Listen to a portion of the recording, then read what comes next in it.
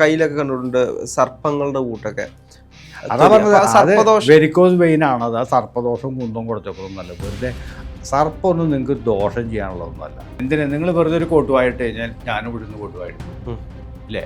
ഇപ്പം നിങ്ങൾക്ക് കയ്യിന് ഭയങ്കര വേനാന്ന് പറഞ്ഞിട്ട് നിങ്ങൾ 4 പ്രാവശ്യം എന്നോട് പറഞ്ഞു, എനിക്കും തോന്നുന്നു എൻ്റെ കയ്യിന് വേനയുണ്ടോ.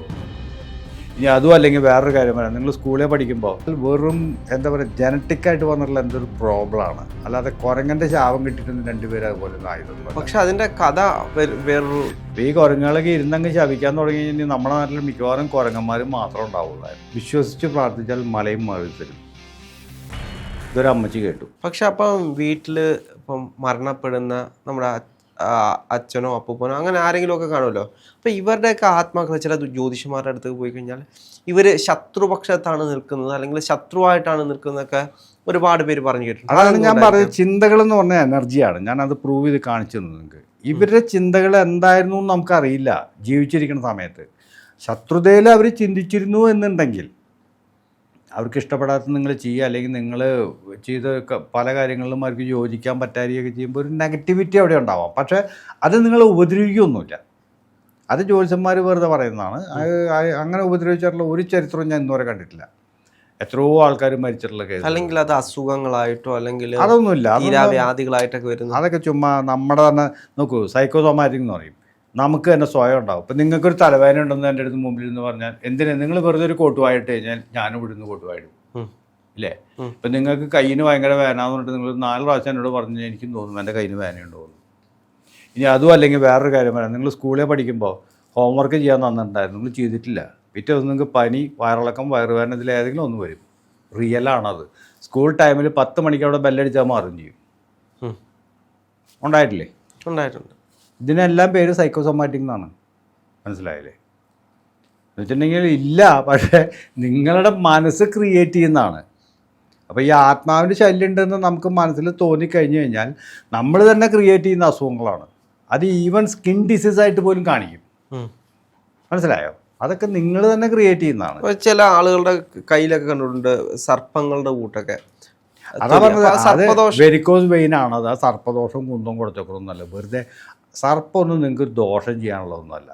മനസ്സിലായില്ലേ?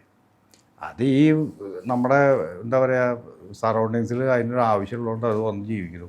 നമ്മളെപ്പോലെ തന്നെ ഒരു ജീവൻ. അത് കഴിഞ്ഞാൽ അതിൻ്റെ സമയം കഴിയുമ്പോൾ അത് ചാവും, അല്ലെങ്കിൽ ആൾക്കാർ തല്ലി കൊല്ലും, അല്ലെങ്കിൽ വണ്ടി കയറി ചാവും, എങ്ങനെയൊക്കെ അത് ചാവും, അത് പോവുകയും ചെയ്യും. അത്രേ ഉള്ളൂ. പക്ഷേ ഇപ്പം തമിഴ്നാട്ടിൽ ഒരു കുരങ്ങ് മനുഷ്യരുണ്ട്. അത് കുരങ്ങൻ്റെ ശാപം കിട്ടി പിന്നീട് ഞാൻ കണ്ടിട്ടുണ്ട് 2 പേര് അങ്ങനെ ഇരിക്കുന്നത്. അതൊക്കെ എന്ന് പറഞ്ഞു കഴിഞ്ഞാൽ വെറും എന്താ പറയുക ജനറ്റിക്കായിട്ട് വന്നിട്ടുള്ള എന്തൊരു പ്രോബ്ലമാണ്. അല്ലാതെ കുരങ്ങൻ്റെ ശാപം കിട്ടിയിട്ടൊന്നും 2 പേര് അതുപോലെ ഒന്നും ആയതൊന്നും. പക്ഷെ അതിൻ്റെ കഥ വേറൊരു അതറിയാം. കഥ നോക്കൂ, കഥകൾ നമുക്ക് പലതും മെനഞ്ഞുണ്ടാക്കാം. പല സ്ഥലങ്ങളിൽ ചെന്ന് കഴിഞ്ഞാലും പലതരം കഥകൾ നമുക്ക് ഇതുപോലത്തെ കേൾക്കാൻ പറ്റും. ഞാൻ പണ്ട് അതിലേക്ക് എന്തൊക്കെയോ ഒരു കാര്യമില്ലേ? കുരങ്ങൻ്റെ ശാപം കിട്ടുകൊണ്ട് അങ്ങനെ ഉണ്ടാവുകയാണെങ്കിൽ ഈ നാട്ടിൽ ഒരുപാട് ആൾക്കാർ അതുപോലെ ആവേണ്ടതാണ്. കാരണം എത്രയോ കരിങ്കുരങ്ങിനെ നമ്മുടെ നാട്ടുകാർ വെടിച്ച് പോകുന്നുണ്ടെന്ന് അറിയാം. കരിങ്കുരങ്ങനെ സൈലൻ ഉണ്ടാക്കാനാണെന്നും പറഞ്ഞിട്ട്. അപ്പോൾ ഈ കുരങ്ങുകളൊക്കെ ഇരുന്നങ്ങ് ശപിക്കാൻ തുടങ്ങി കഴിഞ്ഞാൽ നമ്മുടെ നാട്ടിൽ മിക്കവാറും കുരങ്ങന്മാരും മാത്രം ഉണ്ടാവുള്ളായിരുന്നു. അതൊന്നുമല്ല, അതിലൊന്നും വലിയ കാര്യമൊന്നുമില്ല. ഇപ്പം ഞാൻ ശപിച്ചത് കൊണ്ട് നിങ്ങൾക്കൊന്നും സംഭവിക്കാറുന്നില്ല. പക്ഷേ എൻ്റെ നെഗറ്റിവിറ്റി നിങ്ങൾക്ക് കുറച്ചൊരു ബാഡ് ഇഫക്റ്റ് ഉണ്ടാക്കും. ഞാനിപ്പോൾ കാണിച്ചു തന്ന പോലെ. മനസ്സിലായല്ലേ? ആ നെഗറ്റീവ് ചിന്തകൾ കുറച്ച് നിങ്ങൾക്കൊരു ദോഷം വരുത്തും. ചിലപ്പോൾ നിങ്ങൾ ചെയ്യാൻ വെച്ചിരുന്നൊരു കാര്യം ചിലപ്പോൾ നിങ്ങൾ മറന്നു പോകാം, അല്ലെങ്കിൽ ചെയ്യാനുള്ള ആരോഗ്യമില്ലാണ്ട് നിങ്ങൾക്ക് ചെയ്യാതിരിക്കാം. അങ്ങനെയൊക്കെ സംഭവിക്കാം. അതല്ലാതെ നിങ്ങളെ നശിപ്പിച്ച് കളയാനോ നിങ്ങൾക്കൊരു രോഗം ഉണ്ടാക്കാനുള്ള കഴിവൊന്നും ഈ എനർജി ലെവലിൽ ഉള്ളതായിട്ട് ഞാൻ വിശ്വസിക്കുന്നില്ല. എനിക്ക് അനുഭവമില്ല. എൻ്റെ അടുത്ത് ഒരുപാട് പേര് വന്നിട്ട് ഇങ്ങനത്തെ ഒരു കഥയും ആരും പറഞ്ഞിട്ടില്ല. എനർജി വരുന്നതൊക്കെ പറഞ്ഞിട്ടുണ്ട്. ചിലവർ വന്നിട്ട് നൈറ്റിൽ വരുന്നു, ചിലർ നെഗറ്റീവ് എനർജിയാന്ന് പറയും, ചിലർ പറയും പോസിറ്റീവ് എനർജി വന്നിട്ടുണ്ട്, എൻ്റെ കഴുത്തെ പിടിച്ചു അത് എന്നൊക്കെ പറയും. അതൊക്കെ വെറും സൈക്കോളജിക്കൽ ഇഷ്യൂ ആയിട്ട് മാത്രമേ എനിക്ക് തോന്നിയിട്ടുള്ളൂ. അല്ലാതെ റിയലായിട്ടുള്ള ഒന്നും അതിനകത്ത് വന്നിട്ടില്ല. സാറ് നേരത്തെ പറഞ്ഞല്ലോ കുണ്ടലിനി എനർജിയുമായി ബന്ധപ്പെട്ട്. ഈ കുണ്ടലിനി എനർജി എന്ന് പറയുന്നത് യാഥാർത്ഥ്യമാണോ? നമ്മുടെ ശരീരത്തിൽ 7 എനർജി സെൻറ്റേഴ്സ് ഉണ്ട്. ഈ 7 എനർജി സെൻറ്റേഴ്സിന് നമ്മൾ ഉണർത്തിക്കഴിഞ്ഞാൽ നമുക്ക് ഒരുപാട് ബെനിഫിറ്റ്സ് കിട്ടും എന്നൊക്കെയാണ് പറയുന്നത്. പ്രത്യേകിച്ച് മൂലാധാര ചക്രം എന്ന് പറഞ്ഞാൽ നമ്മുടെ നട്ടലിൻ്റെ ഏറ്റവും മടിയിലുള്ള നല്ല ചുവന്ന നിറത്തിലുള്ള ഒരു ചക്രമായിട്ടാണ് നമ്മൾ സങ്കല്പിച്ചത്. അതിന് എർത്ത് എനർജിയാണ് നമ്മൾ വിളിച്ചു വരുന്നത്. അപ്പോൾ ഈ സിൽവർ മെത്തേഡിൽ എങ്ങനെയാണ് എർത്ത് എനർജിയും യൂണിവേഴ്സൽ എനർജിയും കൂടെ ഒന്നിച്ചാക്കിയിട്ട് ഇത് രണ്ടിനെയും കൂടിയിട്ടാണ് നമ്മൾ എല്ലാ എനർജി സെൻറ്ററിലും കൂടെ കടത്തിവിടുന്നത്. കുണ്ടലിനി പഠിപ്പിക്കുന്ന മറ്റുള്ളവർക്ക് ഓരോരുത്തർക്കും ഓരോ രീതികളുണ്ട്. ഓരോരുത്തരും പഠിപ്പിക്കുന്നത് വേറെ വേറെയാണ്. ചിലർ പറയും വെറും സിമ്പിൾ മാത്രം വരച്ച് കഴിഞ്ഞാൽ അവർക്ക് ഈ എനർജി മുഴുവനും ക്രിയേറ്റ് ആവുമെന്ന് പറയുന്നു. ചിലർ പറയുന്നു നമ്മൾ മെഡിറ്റേഷനിൽ പോയിട്ട് നമ്മൾ ഓരോരോ ഇതിനായിട്ട് എടുത്ത് കൊണ്ടുവരണം എന്ന് പറയുന്നു. അതിനെക്കുറിച്ച് ആധികാരികമായിട്ട് പറയാനൊന്നും എനിക്കറിയില്ല. പക്ഷേ ഇതിനെക്കുറിച്ച് പറയാം. സിൽവർ മെത്തേഡിൽ ചിലർ പറയും പാമ്പ് ഇവിടുന്ന് കയറി ഇറങ്ങി വരുന്ന ഈ കുണ്ടലിനി എന്ന് പറയുന്നത് നമ്മുടെ നട്ടലിനെയാണ് കാണിക്കുന്നത്. മനസ്സിലായില്ലേ? നട്ടലിനാണ് ഈ എല്ലാ 7 ചക്രങ്ങളും ഇരിക്കുന്നത്. ഇതിൻ്റെ സുഷ്മുനാ നാഡിക്കകത്തുകൂടാണ് ഈ സാധനം കടന്നു പോകുന്നത്.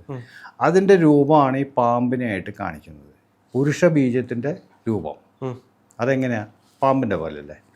തല മാത്രമുണ്ട്, പിന്നെ മുഴുവൻ വാലായിട്ട് കിടക്കുന്നത്. അതാണ് അവർ ഈ ഇത് പറയുന്നത് പാമ്പിൻ്റെ രൂപത്തിലാണെന്നൊക്കെ പറയുന്നത്. അതിനവർ ദേവിയെ കണ്ടിട്ടുണ്ട്. ഇതെല്ലാം സങ്കല്പങ്ങളല്ലേ എല്ലാത്തിനും. ഇതെല്ലാം നമ്മുടെ പാരമ്പര്യമായിട്ടുള്ള ഓരോരോ കാര്യങ്ങൾ കൈമാറിയിട്ടുള്ള സനാതന ധർമ്മം എന്ന് എന്ത് വേണേൽ വിളിക്കാം നിങ്ങൾക്ക്. ആ രൂപത്തിലുള്ള സങ്കല്പങ്ങളാണ് ഇതൊക്കെ.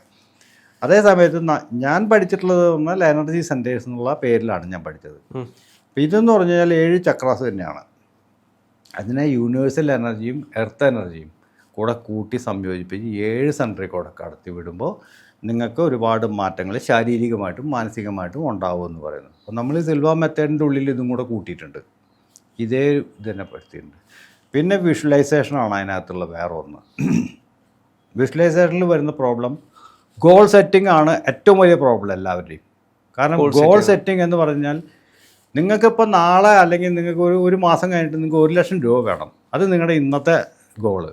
ചിലപ്പോൾ ഒരാഴ്ച നിങ്ങൾ അതുമ്പോൾ പിടിച്ച് മെഡിറ്റേഷൻ ചെയ്യുമായിരിക്കും. ഒരാഴ്ച കഴിയുമ്പോൾ നിങ്ങൾ വേറെ രൂപത്തിൽ വേറെ ചിന്തിക്കും.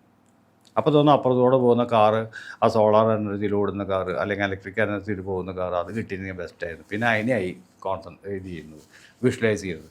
ഇങ്ങനെ മാറി മാറി പോകുമ്പോൾ തന്നെ നിങ്ങൾക്ക് ഒരു വിഷ്വലൈസേഷൻ നടക്കില്ല. സെക്കൻഡ് അതിൽ വരുന്നൊരു ഹിൻഡ്രൻസ് എന്താണെന്ന് കഴിഞ്ഞാൽ ഇതില്ല, വിശ്വാസമില്ല. ഇപ്പം ഞാൻ എക്സാമ്പിൾ പറയാം. ഒരു പള്ളിയിലച്ഛൻ പ്രസംഗിച്ചു. ഇതെൻ്റെ ഗുരു പറഞ്ഞിട്ടുള്ള കഥ തന്നെയാണ്. വിശ്വസിച്ച് പ്രാർത്ഥിച്ചാൽ മലയും മാറി തരും. ഇതൊരു അമ്മച്ചി കേട്ടു. അമ്മച്ചിയുടെ വീടിൻ്റെ ബാക്കിൽ വലിയൊരു മലയുണ്ട്. അമ്മച്ചി ഡെയിലി അവിടെ പോയി നിന്നിട്ട് പ്രാർത്ഥനയാണ് ഈ മല മാറിപ്പോവാൻ.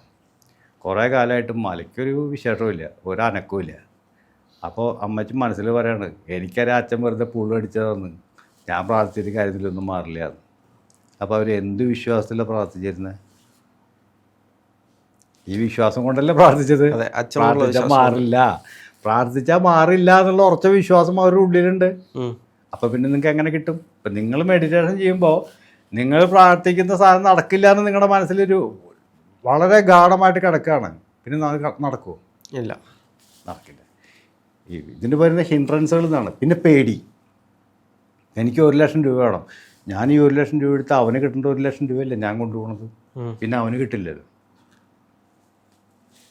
അല്ല, യൂണിവേഴ്സിനകത്ത് ഇഷ്ടം പോലെയാണ്, ഇമ്മൻസാണ്. നിങ്ങൾക്ക് എവിടെ നിന്ന് കിട്ടുന്നു, എങ്ങനെ കിട്ടുന്നു നിങ്ങൾ അറിയേണ്ട കാര്യമില്ല. അതുകൊണ്ട് അവനൊരു നഷ്ടവും വരുന്നില്ല. അങ്ങനെ ചിന്തിച്ച് കഴിഞ്ഞാൽ നിങ്ങൾക്ക് കറക്റ്റായിട്ട് നടക്കും. പക്ഷെ നിങ്ങൾക്ക് പേടിയാണ്. എനിക്കിപ്പോൾ 10 ലക്ഷം രൂപ കിട്ടിയിട്ടുണ്ടെങ്കിൽ അത് അർഹതപ്പെട്ട മറ്റുള്ളവർക്ക് കിട്ടുമോ? കിട്ടില്ല. എനിക്ക് അർഹതയുണ്ട് എന്നുള്ളത് ഞാൻ മനസ്സിലാക്കണം. ഈ അർഹതയില്ലാത്ത ചിന്തിച്ചാൽ കിട്ടൂല. മനസ്സിലായില്ലേ? അർഹതയുള്ളതാവണം. നിങ്ങൾക്ക് യാതൊരു ഭയമോ അല്ലെങ്കിൽ സെൽഫ് ഡൗട്ടുകളോ ഒന്നുമില്ലാതെ നിങ്ങൾ ശക്തമായിട്ട് നിങ്ങൾ പ്രാർത്ഥിച്ചു കഴിഞ്ഞാൽ, മെഡിറ്റേഷൻ ചെയ്ത് കഴിഞ്ഞാൽ നിങ്ങൾക്കത് കിട്ടിയിരിക്കും. വിഷ്വലൈസ് ചെയ്ത് കഴിഞ്ഞാൽ അത് കിട്ടിയിരിക്കും. വിഷ്വലൈസേഷൻ്റെ ഏറ്റവും വലിയ പ്രശ്നം ഇതാണ്, setting up A goal set ചെയ്യുന്നത് എപ്പോഴും ഡിഫറെൻ്റ് ആയിരിക്കും. ഇന്നൊന്നായിരിക്കും, നാളെ വേറെ ഒന്നായിരിക്കും. എന്നും ഒരു ഗോൾ തന്നെ ആയിരിക്കണം. കിട്ടുന്നവരേക്കും നിങ്ങൾ അതുമ്മ തന്നെ മുറുക്കി പിടിക്കണം. എന്ന് വെച്ചിട്ടുണ്ടെങ്കിൽ അപ്പുറത്തെ വീട്ടിലെ പെണ്ണിനെ മോഹിച്ചിട്ട് കാര്യമില്ല കേട്ടോ, കിട്ടില്ല. മറ്റുള്ളവർക്ക് ദോഷമുണ്ടാകാത്ത കാര്യങ്ങൾ അത് മാത്രമേ ചിന്തിക്കാൻ പാടുള്ളൂ. മനസ്സിലായല്ലേ? നിങ്ങൾക്ക് ഗുണം കിട്ടുന്ന കാര്യമാവണം. പക്ഷെ അത് മറ്റുള്ള ഒരാൾക്കും ഒരു തരത്തിലും ദോഷമാവരുത്. അങ്ങനെ ചിന്തിച്ചു കഴിഞ്ഞാൽ സിൽവർ മെത്തേഡിനകത്ത് വർക്കൗട്ട് ആവുന്നുണ്ട്. കിട്ടിയിട്ടുള്ള അനുഭവം എനിക്കുണ്ട്, ആൾക്കാർ പറഞ്ഞിട്ടുള്ളത്. ഈ എനർജി പാസ് ചെയ്യുന്നത് നമ്മൾ എങ്ങനെയാണ്? Energy it's A feeling. ഇപ്പോൾ മൂലാധാര ചക്രത്തിൽ നിന്ന് കയറി ഹാർട്ട് ചക്രയിൽ വന്ന് അങ്ങനെ അതിനിടയ്ക്ക് 2 ചക്രയുണ്ട്. നമ്മൾ ഫീൽ ചെയ്താൽ മാത്രം നമ്മൾ മതിയോ? ഫീൽ ചെയ്താൽ മതി. അപ്പം നിങ്ങൾക്ക് ആ എനർജി നിങ്ങളുടെ ഓട്ടോമാറ്റിക്കായിട്ട് പാസ്സായി വരും. നിങ്ങൾക്ക് ഫീൽ ചെയ്യും, അത് ശരിക്കും ഫീൽ ചെയ്യും. അങ്ങനെ വന്നാൽ നമ്മുടെ ക്രൗൺ ചക്രയിൽ വന്ന് അവിടെ നിന്ന് വീണ്ടും ഞാൻ ചെയ്യുന്നത് ഇതിനകത്ത് സിൽവ മെത്തേഡിനകത്ത് എന്താ വെച്ചാൽ പിന്നെ വീണ്ടും നട്ടലിലേക്കൂടെ മൂലാധാര ചക്രം വരെ വന്ന് അത് അങ്ങോട്ടും ഇങ്ങോട്ടും പാസ് ചെയ്യുന്നതാണ്. അതാണ് നമ്മൾ പഠിപ്പിക്കുന്നത്. അതങ്ങനെ പാസ് ചെയ്ത് കഴിയുമ്പോൾ നിങ്ങൾക്ക് ഓട്ടോമാറ്റിക്കായിട്ട് നിങ്ങളുടെ ബോഡിയിൽ വരുന്ന മാറ്റങ്ങൾ നിങ്ങൾക്ക് അറിയാൻ പറ്റും. നമുക്ക് എന്ത് രോഗം വരുവാണെങ്കിൽ അത് മുൻകൂട്ടി അറിയാൻ കഴിയുമോ? അതിന് ഈ മെത്തേഡ് നമ്മൾ ശരിക്കും ഉപയോഗിച്ച് കഴിഞ്ഞാൽ, സിൽവ മെത്തേഡ് നിങ്ങൾ ശരിക്കും ഉപയോഗിച്ച് കഴിഞ്ഞാൽ രോഗം എന്നുള്ള ചിന്ത തന്നെ നിങ്ങളുടെ മനസ്സിൽ നിന്ന് മാറും. മനസ്സിലായില്ലേ? അപ്പോൾ ഒരുപാട് കാര്യങ്ങളുടെ ബെനിഫിഷ്യൽ വേ ആണ് ഞാൻ പറയുന്നത്. നിങ്ങൾ ചിന്തിക്കാത്തൊരു കാര്യം നിങ്ങളുടെ ലൈഫിൽ വരില്ല. ഈ ചിന്തകൾ എന്ന് പറഞ്ഞാൽ ഞാൻ ആദ്യമേ പറഞ്ഞു നിങ്ങളോട്, എന്താണ് നിങ്ങളുടെ മൊത്തത്തിലുള്ള ഒരു ബിഹേവിയർ? നിങ്ങളുടെ ചിന്തകളാണ് നിങ്ങളുടെ ഇമോഷൻസിനെ ഉണ്ടാക്കുന്നത്. നിങ്ങളുടെ ഇമോഷൻസാണ് നിങ്ങളുടെ ബിഹേവിയറിനെ ഉണ്ടാക്കുന്നത്. അപ്പോൾ എവിടെയാണ് നമ്മൾ കൺട്രോൾ ചെയ്യേണ്ടത്? ചിന്തകൾ. ചിന്തകൾ എന്ന് പറഞ്ഞു കഴിഞ്ഞാൽ ഞാൻ മോശമായിട്ടുള്ള കാര്യങ്ങൾ ചിന്തിക്കുന്ന, അല്ലെങ്കിൽ എന്താ പറയുക, ഇപ്പോൾ ഭാര്യയോട് വഴക്കൂടിയിട്ട് ഞാൻ വരുന്നതെന്ന് കരുതും. ഞാൻ അവളുള്ള ചീത്ത മുഴുവൻ വിളിച്ചിട്ട് വരുന്നുണ്ടാവുക. അപ്പോൾ എൻ്റെ ഇമോഷൻ എന്തായിരിക്കും? അത് തന്നെ ആയിരിക്കും, ദേഷ്യവും ഇതൊക്കെ ആയിരിക്കും. അപ്പം എൻ്റെ ബിഹേവിയർ എങ്ങനെയായിരിക്കും? വരുമ്പോഴേക്കും റഫ് ആൻഡ് ടഫിലായിരിക്കും പെരുമാറുക, അല്ലേ? അപ്പോൾ എവിടെയാണ് ഞാൻ കൺട്രോൾ ചെയ്യേണ്ടത്? ഞാൻ എൻ്റെ ചിന്തകളെയാണ്. ചിന്തകളെ കൺട്രോൾ ചെയ്യുമ്പോൾ എൻ്റെ ഇമോഷൻസ് കറക്റ്റായി, അപ്പോൾ എൻ്റെ ബിഹേവിയറും കറക്റ്റാവും.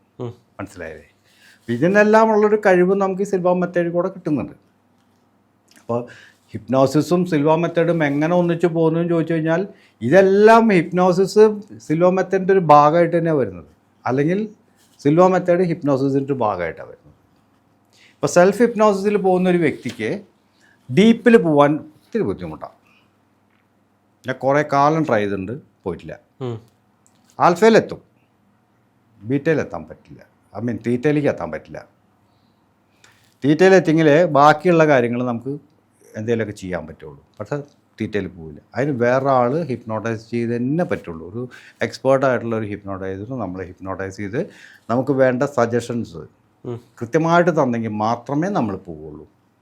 അതുകൊണ്ട് സിൽവ മെത്തേഡിൽ എന്ന് പറഞ്ഞു കഴിഞ്ഞാൽ നിങ്ങൾ ഹിപ്നോസിസിലേക്കാണ് പോകുന്നത്, പക്ഷേ അത് നിങ്ങൾ പോകുന്നത് ഡീപ്പ് ലെവലിലേക്കാണ്. അപ്പം നിങ്ങളുടെ മനസ്സിൽ നിങ്ങൾ ശക്തമായിട്ട് ആദ്യമേ നിങ്ങൾ കണക്കൂട്ടി വെച്ചിട്ടുണ്ട്, എനിക്ക് ഇന്നതാണ് ആവശ്യങ്ങളെന്ന് കണക്കൂട്ടി വെച്ചിട്ട് നിങ്ങൾക്ക് അത് അവിടെ നിന്ന് പറയാം. അതാണ് ഇതിൻ്റെ വ്യത്യാസങ്ങൾ. എല്ലാ പ്രശ്നങ്ങൾക്കും പരിഹാരം നിങ്ങൾ സ്ഥിരമായിട്ട് ഇത് ചെയ്തു കഴിഞ്ഞാൽ നിങ്ങൾക്ക് ESP എന്ന് പറയുന്ന സാധനം വർക്കൗട്ട് ചെയ്യാൻ തുടങ്ങും. ESP എന്ന് പറയുന്നത് ഇൻഡ്യൂഷൻസ് ആണ്. നിങ്ങളുടെ ഇൻഡ്യൂഷൻസ്, അതായത് ഇന്ന നേരത്തെ പോയാൽ എനിക്ക് ആ വണ്ടി കിട്ടും, ഇപ്പം ഇറങ്ങണം, ഞാൻ ഇന്ന സമയത്ത് ഇറങ്ങണം, അതൊരു ഇൻഡ്യൂഷനായിട്ടാണ് നിങ്ങൾക്ക് വരിക. പോയാൽ കറക്റ്റായിട്ട് കിട്ടും. അല്ലെങ്കിൽ ഒരു കാര്യം ഇത് ചെയ്താൽ ഇന്നത് വരും, അത് ചിന്തിച്ചാൽ വരും, ഇല്ലെങ്കിൽ വരില്ല.